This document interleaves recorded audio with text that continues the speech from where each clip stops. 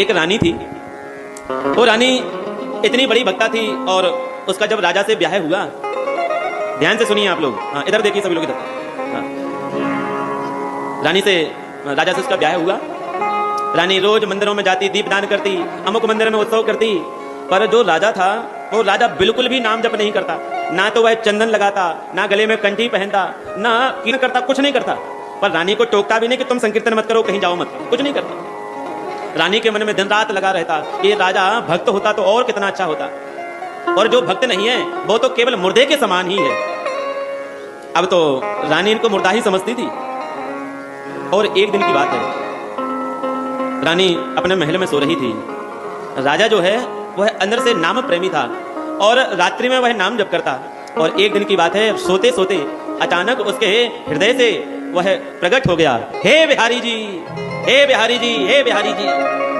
वह नाम ऐसा था कि रानी को रोमांच हो गया, पूरा भवन शांत हो गया और राजा के श्री अंग से स्वेद पसीना निकलने लगा। अष्ट सात्विक भाव भक्ति के जागृत हो गए। और रानी देख करके बड़ी नहीं सोचती थी कि अभी तक तो हम इनको ऐसे ही समझते थे कि तो इतने बड़े भक्त निकले, क्योंकि भगवान का नाम सहज में नहीं निकलता। जब अंदर से नाम जप करोगे तब जाकर के भगवान का नाम निकलता है। रानी ने दूसरे दिन पूरे नगर में महाराज बंधन मारे बंधवाए, खीर मालपुआ पुड़ी बटने लगी। राजा ने कहा, देवी रानी साहिबा, कौन सा आज ऐसा उत्सव है, ऐसा कौन सा कोई भगवान का जन्मदिन तो है नहीं, कोई रामनवमी जन्माष्टमी तो है नहीं, फिर ये उत्सव कैसा करवा रही हो?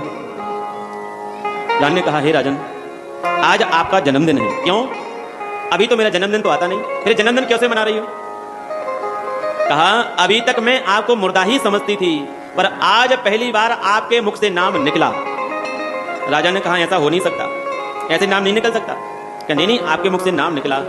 रानी ने 3 बार कहा, आपके मुख से नाम निकला निकला निकला। राजा ने मन में विचार किया कि जिस नाम को हम तिजोरी में छुपा करके रखे थे, ऐसा जब इस शरीर से नाम ही निकल गया तो इस शरीर को रखने से फायदा ही क्या है? और रानी से फिर भी कहा, रानी मेरे मुख से नाम नहीं निकला होगा। रानी ने कहा, नहीं निकला है। रानी ने जैसे तीसरी बार कहा, आपके शरीर से आपके मुख से नाम निकला, और उसी समय राजा ने अपने प्राणों को त्याग दिया।